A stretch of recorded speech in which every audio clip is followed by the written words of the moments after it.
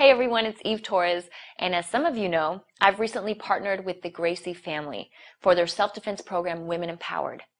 This program has been such an eye-opening and positive experience for me that it's actually got me wondering, why aren't more women learning self-defense?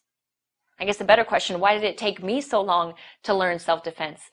And when I thought about it, I realized that in order for me to consider the need to learn, I first had to acknowledge that I could be a target, that sexual assault can happen to anyone. And that's a scary thought. Now, it's not to say that I never thought about sexual assault. Like every woman, every time I was in a dark alley or a parking lot or walking by myself, the thought crossed my mind. So then why is it that when I took a step back from those situations, that I didn't take the necessary steps to prepare myself in case of an attack? Looking back, I realized that the reason I wasn't being proactive is that I didn't truly believe that there was a solution. I had a very hard time believing that a woman my size or any size could successfully defend herself against a man who's much bigger, heavier, and stronger than she is. Now, this is coming from a woman who hits the gym almost every day of the week, but I acknowledge that there is one disadvantage that women will always have, and that is the physical strength disadvantage. The average woman will always be physically weaker than the average man. And unfortunately, this was a huge source of some of the subliminal insecurities and intimidations that I faced on a daily basis, whether it was at work, whether it was at school, or in any other relationships. And it's the same physical disadvantage that makes the thought of sexual assault so terrifying. When I considered the possibility of an attack, it would induce feelings of fear, of helplessness, of defeat. Simply put, it was a very disempowering thought. So much so that it was almost easier just to disregard the issue altogether.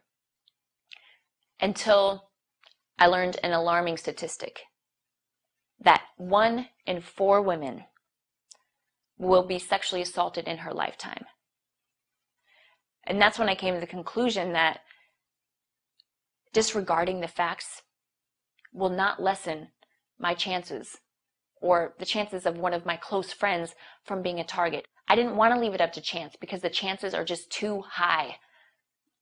And that's when I started the Women Empowered program. And I can tell you without question that this is the best decision I've ever made.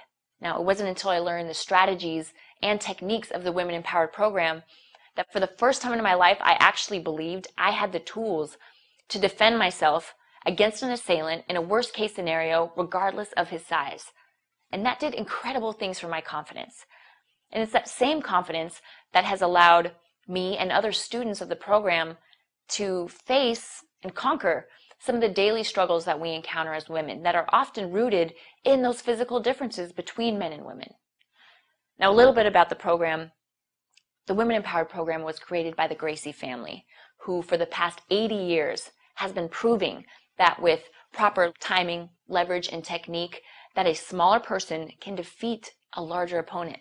Royce Gracie shocked the world in the first 3 Ultimate Fighting Championships when he was the smallest competitor in the entire competition and he defeated every single giant he faced. Now, obviously, we're women and he's a man, but the same principles that Royce Gracie used to defeat opponents who outweighed him up to 100 pounds are the principles taught in the Women Empowered program that will enable us to defend ourselves against an attacker of any size. Now, believe it or not, these techniques do not require strength or athleticism or coordination. They don't require you to be a certain age, and they do not require any previous martial arts experience. This is not just a self-defense program. This is a total empowerment program. We not only teach you the techniques to defend against the most common attacks on women, we also discuss critical awareness principles, and we go into great detail about the strategies and the psychology of the different types of predators so that we know what we're up against. Now, realizing that these statistics are 1 in 4, chances are that some of the women watching this are survivors of sexual assault. And we acknowledge that it is especially challenging for survivors to engage in any activity that may revive any of the negative emotions or memories from such a traumatic experience. However, in the time that I've been working with the Gracies, we have had many survivors complete the course. And in every single case, they have reported that completing the Women Empowered program was one of, if not the most significant step forward in the healing and liberation process for them.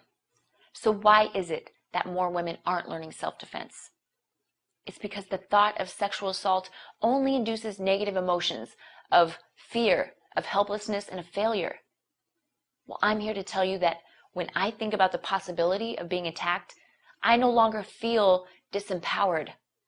I know there is a solution. I have a plan. I know that victory is possible. I no longer feel limited by my size, my strength, or my gender. And this confidence has helped me in all areas of my life. Now, obviously, I hope I never have to use any of the techniques I've learned in this program.